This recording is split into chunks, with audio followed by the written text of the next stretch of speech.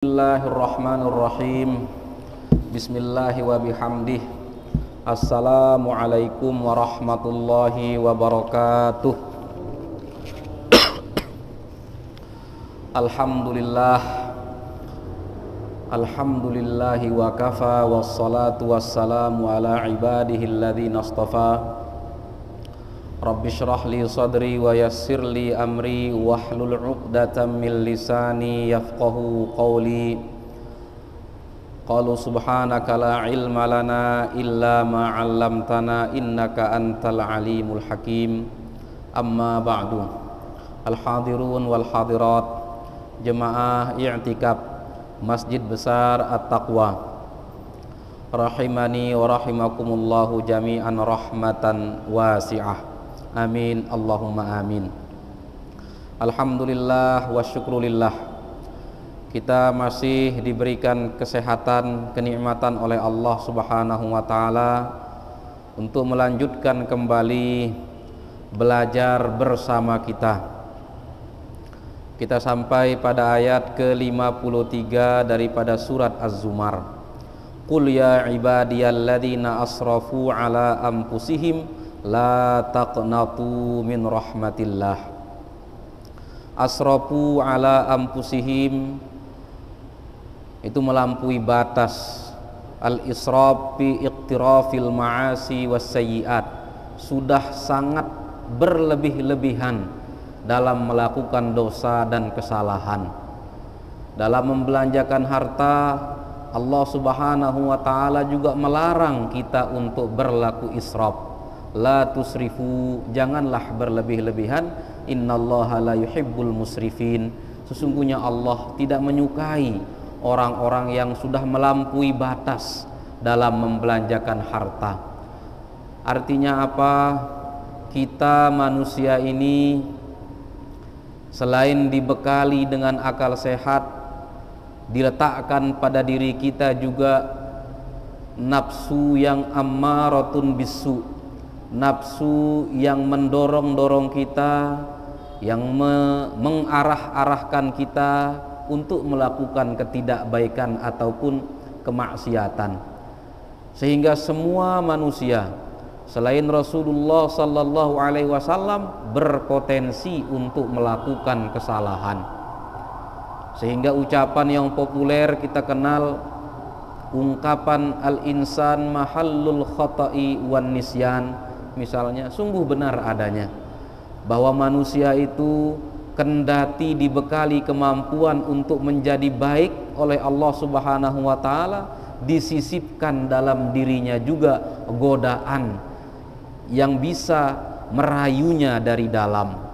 Godaan dari luar itu datang dari syaitan, godaan dari dalam diri manusia sendiri itu datang dari dalam dirinya sendiri. Maka kita dianjurkan berdoa untuk minta pertolongan, perlindungan dari godaan syaitan, wal auna ala hadhihi an-nafsi al-ammarati bisu, dan pertolongan untuk mengelola nafsu yang datang dari diri kita sendiri. Tetapi kemudian ada jenis manusia yang tingkatan perbuatan dosanya itu melebihi normal, lebih di atas manusia rata-rata. Sudah israf, sudah sangat berlebih-lebihan dia melakukan dosa. Itu pun oleh Allah subhanahu wa ta'ala dilarang untuk putus asa terhadap rahmat Allah. Maka pelajaran yang pertama dari penggalan ayat ini adalah rahmat Allah itu menembus batas-batas kesalahan kita. Sebanyak apapun kesalahan manusia, bahkan sampai kalau manusia itu sudah berlebih-lebihan dalam melakukan dosa, Allah melarangnya untuk putus asa kepada rahmat Allah. Yang kedua, jika kita memperhatikan la taqnatu, bentuk kebahasaan dari ayat ini, lam menunjukkan larangan, lam nahiyah, lam yang menunjukkan larangan. Maka sesuatu pekerjaan yang disebut setelah lamun nahiyah ini terlarang untuk dilakukan, maka putus asa kepada rahmat Allah itu adalah sesuatu yang terlarang. Putus asa kepada rahmat Allah adalah sebuah kesalahan. Kalaulah dia bukan sebuah kesalahan, niscaya Allah tidak melarangnya, tidak melarang kita manusia untuk melakukannya. Yang ketiga, rahmat Allah Subhanahu wa ta'ala itu wasi'at kulla syai'in, lebih luas dari segala sesuatu. Bahkan dalam ayat lain Allah menegaskan kata ba'ala nafsihir rahmah. Allah mewajibkan dirinya sendiri untuk Allah mewajibkan kepada dirinya sendiri sifat rahmat. Jadi yang mewajibkan adalah Allah, yang diwajibkan adalah Allah. Sesuatu yang diwajibkan tersebut adalah sifat yang melekat kepada Allah. Sehingga tiga hal, yang mewajibkan, yang diwajibkan, sesuatu yang diwajibkan adalah satu hal, yaitu Allah Subhanahu wa ta'ala. Allah sampai menyampaikan kepada kita, kataba artinya mewajibkan. Makna dasar dari kataba menulis, mencatat. Dan sesuatu kalau sudah tertulis dan tercatat, itu menunjukkan sesuatu yang besar. Kaedah ulumul Quran menyampaikan kepada kita, ketika Allah mewajibkan sesuatu, tetapi bahasa yang Allah gunakan adalah kataba, yaitu tertulis atau dicatat, maka sesuatu itu adalah sesuatu hal yang luar biasa. Dalam surat Al-Baqarah misalnya, kutiba alaikumusyamu kama kutiba alal ladzina min qablikum, telah dicatat atau diwajibkan kepada engkau orang-orang yang beriman kewajiban puasa, maka puasa tersebut adalah perkara yang luar biasa.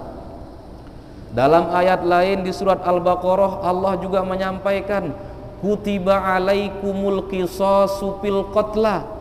Allah Subhanahu wa ta'ala mencatat, menulis, mewajibkan hukuman qisas pada kejahatan pembunuhan yang dilakukan dengan sengaja dan terencana, atau dalam bab fikih disebut dengan qatlul amdi, pembunuhan yang sengaja dan terencana.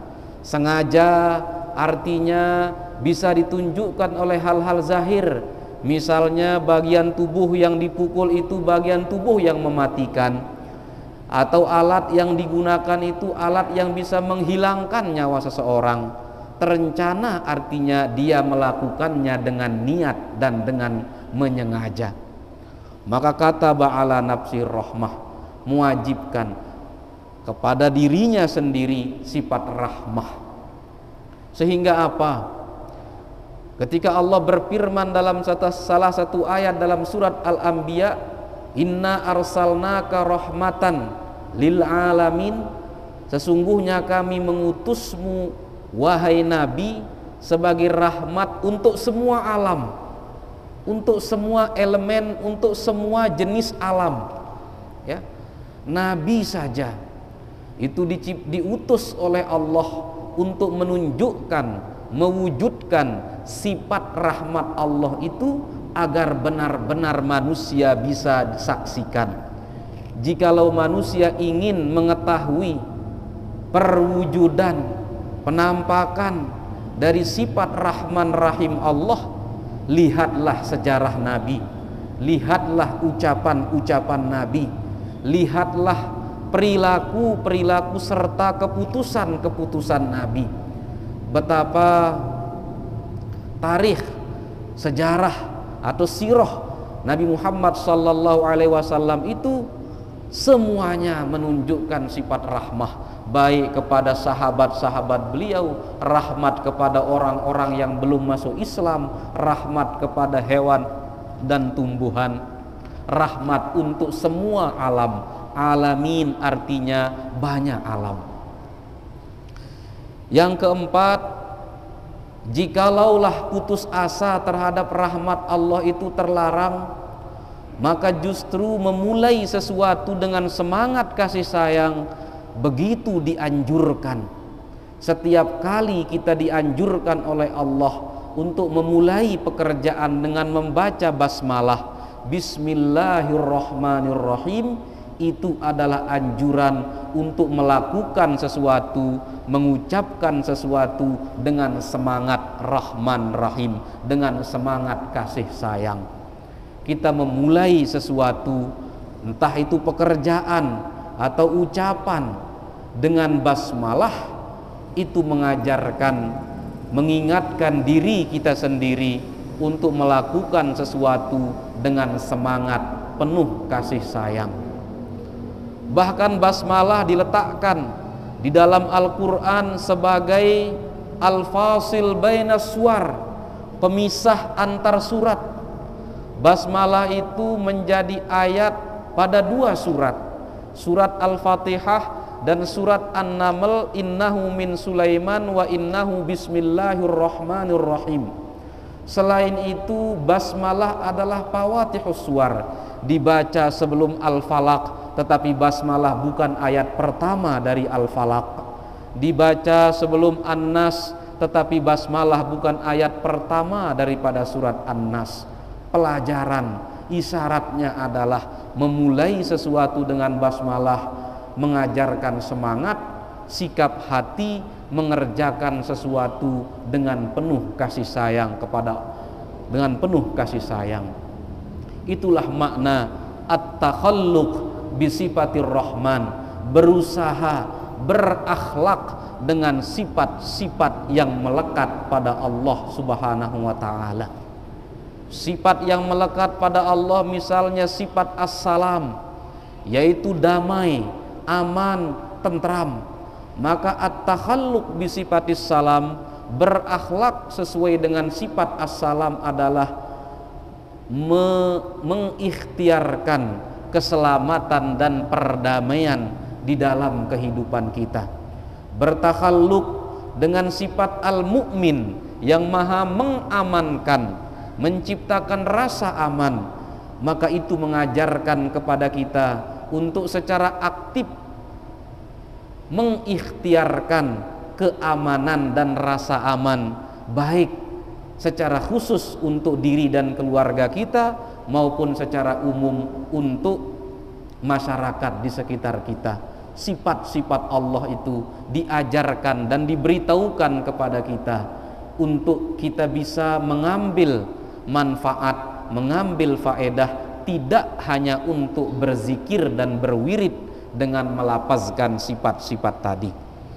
Innallaha yaghfiru dzunuba jami'a liman taba minasyirki. Ya. Dalam tafsir jalan lain, sesungguhnya Allah mengampuni semua dosa, tetapi ada pengkhususannya. Walaupun di sini disebut jami'an, semuanya. Jami'an adalah takkid dan penegasan bahwa Allah mengampuni segala macam dosa. Tetapi dalam tafsir ayat ini sesuai dengan ayat yang lain, innallaha la yaghfiru ayyushraka bihi wa yaghfiru ma duna dzalika liman yasha.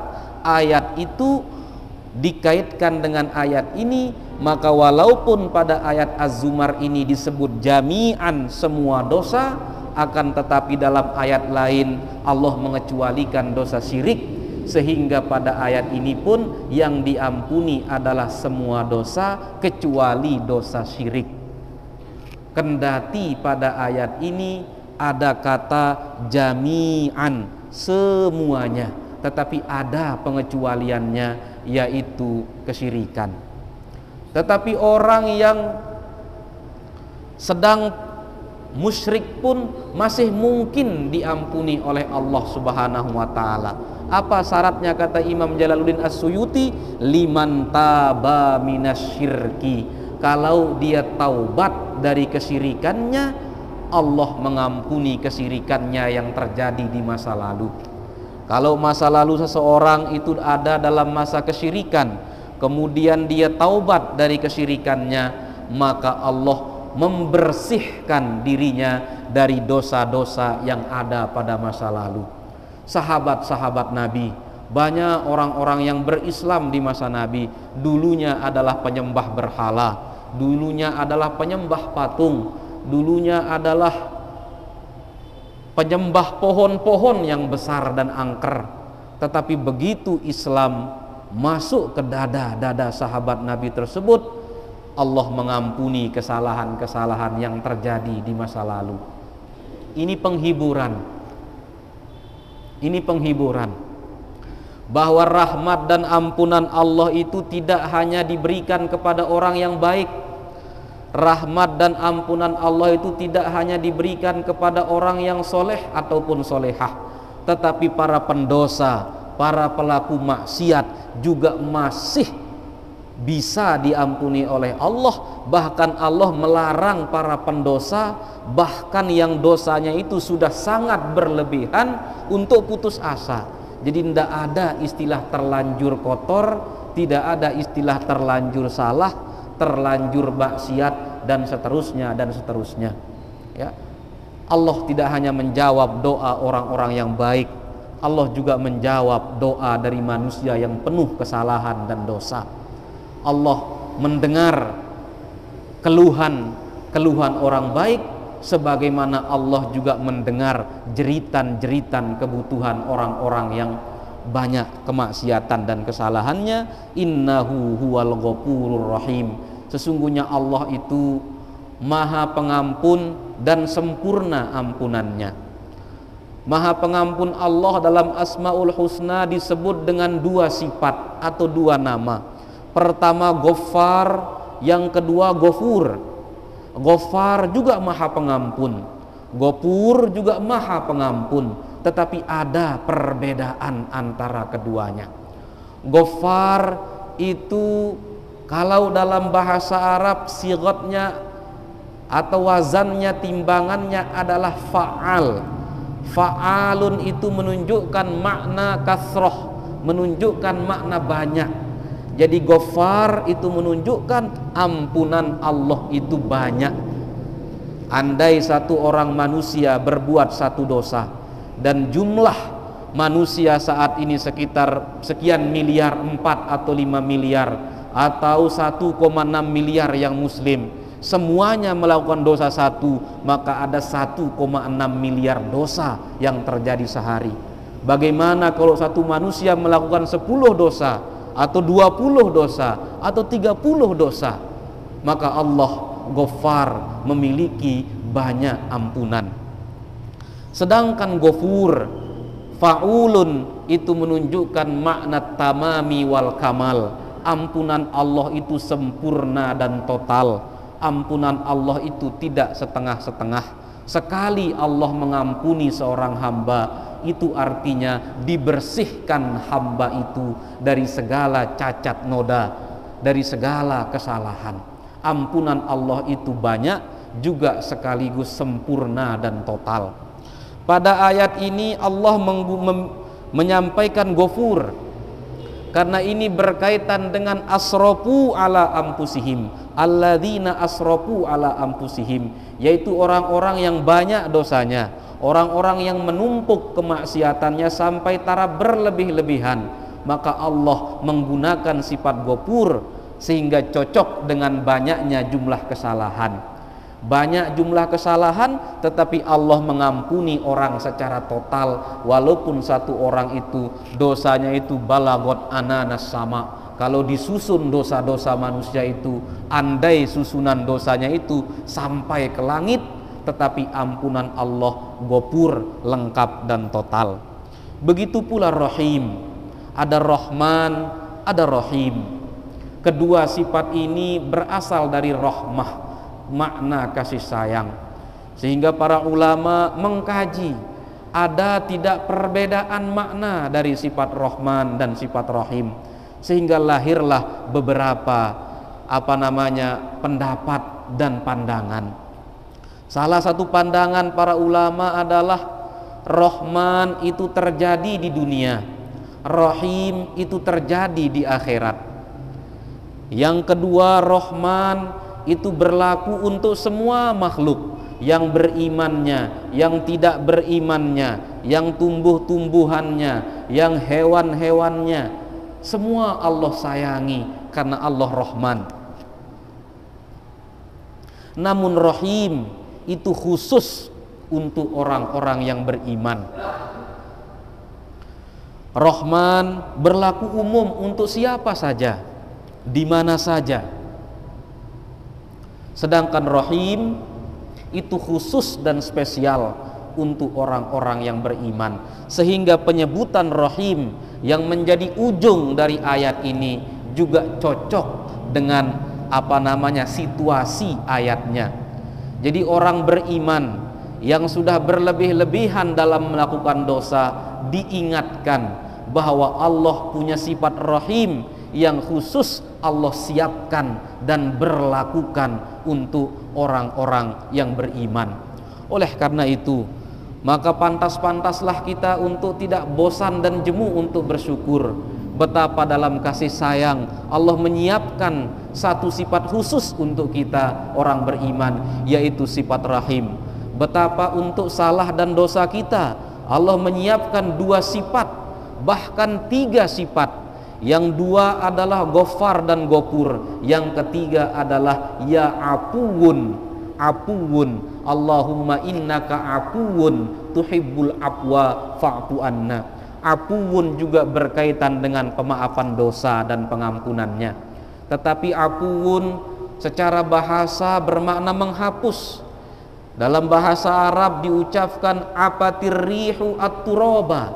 Angin itu menerbangkan debu, sehingga lantai yang tadinya penuh debu, begitu debu itu ditiup oleh angin, lantai itu menjadi bersih dan tak berdebu lagi. Artinya sifat afu, sifat pemaaf, maha memaafkan dari Allah. Begitu Allah memberikan afwunnya kepada seorang hamba, dosanya itu dia menjadi bersih dari dosa, sebagaimana angin yang menerbangkan debu-debu yang melekat pada sesuatu.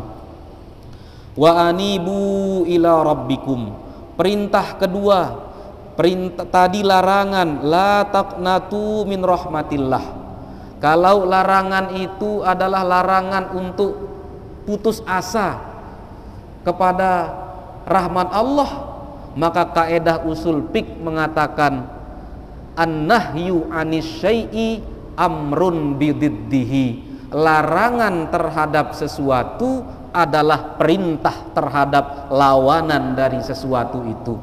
Kalau yang dilarang di sini adalah putus asa kepada rahmat Allah, maka larangan ini juga berarti perintah untuk berharap kepada rahmat Allah. Karena kaedah setiap kali Allah melarang sesuatu, maka itu menjadi perintah untuk yang sebaliknya. Allah melarang berputus asa, maka larangan itu menjadi perintah untuk roja dan berharap kepada Allah. Begitu pula kalau Allah memerintahkan sesuatu, perintah Allah itu sekaligus menjadi larangan untuk lawanan dari perintah itu. Al-amru bisyai'i nahyun an diddihi.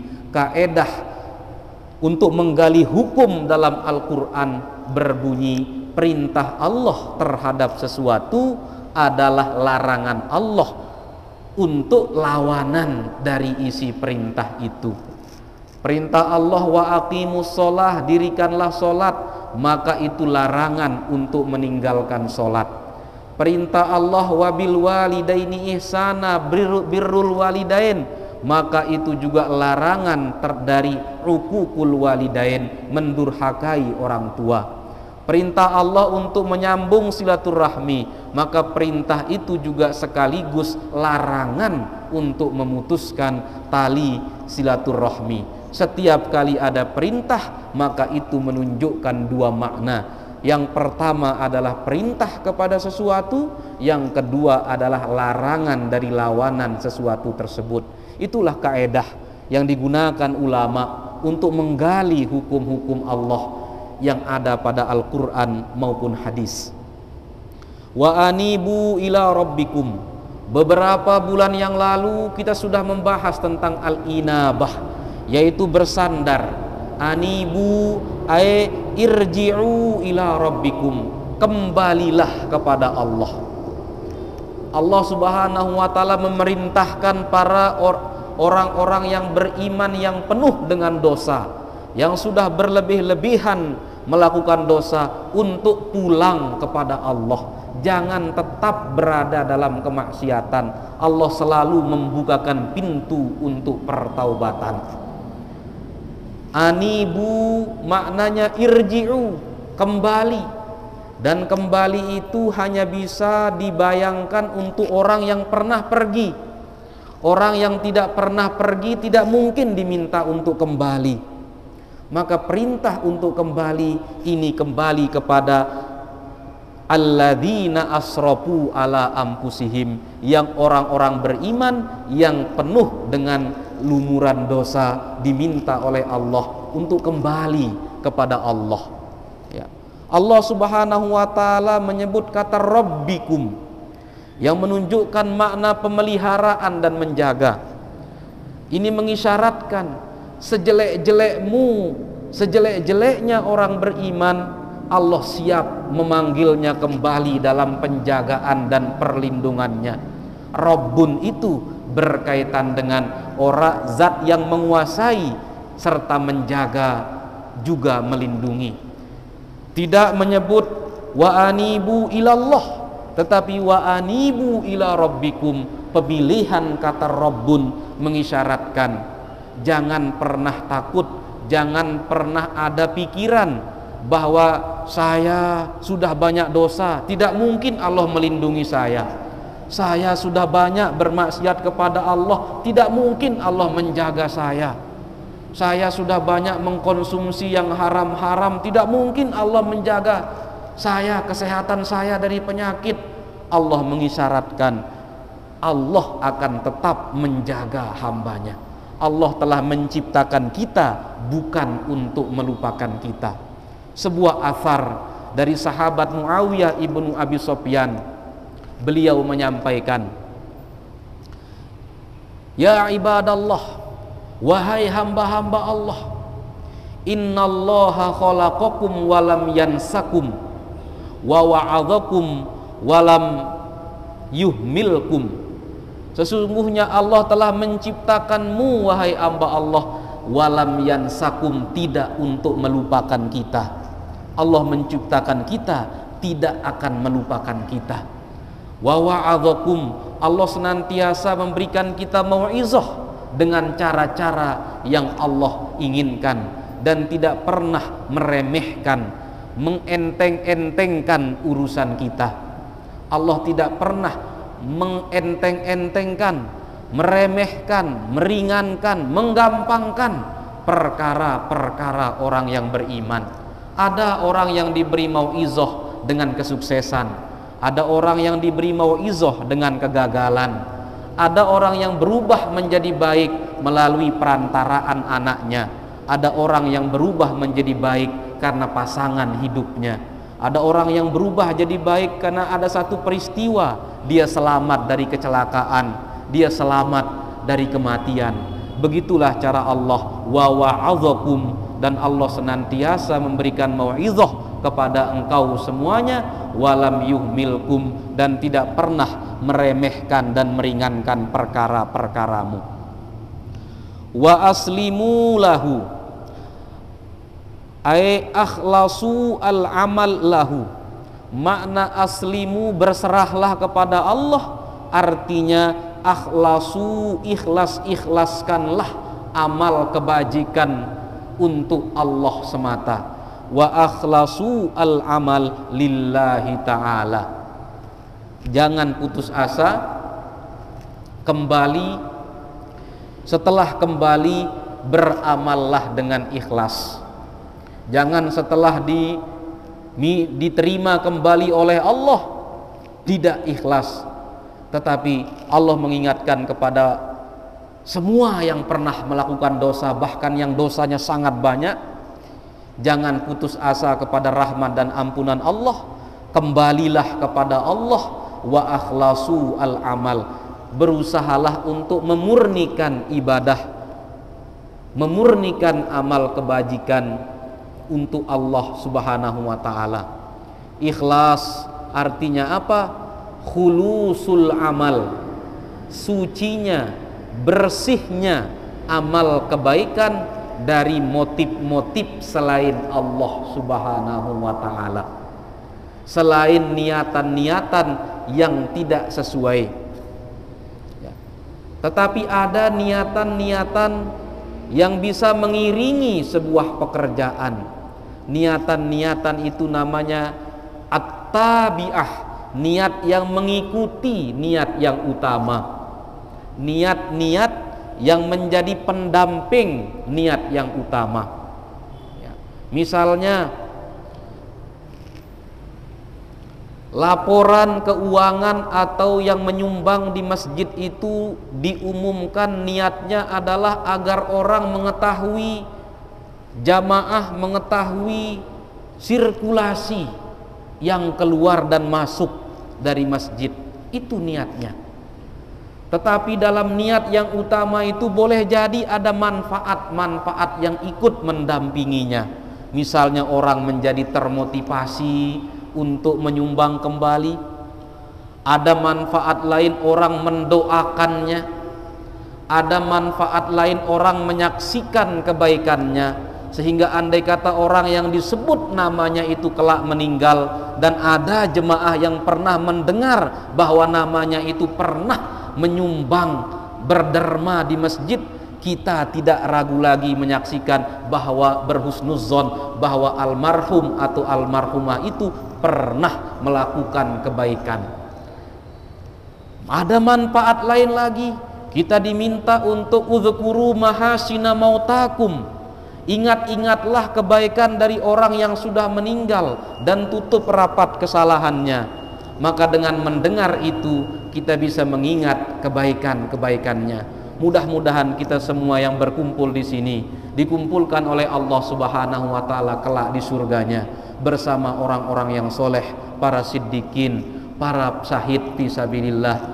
Ghafarallahu li wa lakum. Allahumma ghafir lana wa liwalidina warhamhum kama rabbawna shighara. Wallahul muwaffiq wal hadi ila sabilir rasyad. Wassalamu alaikum warahmatullahi wabarakatuh. Waalaikumsalam warahmatullahi wabarakatuh.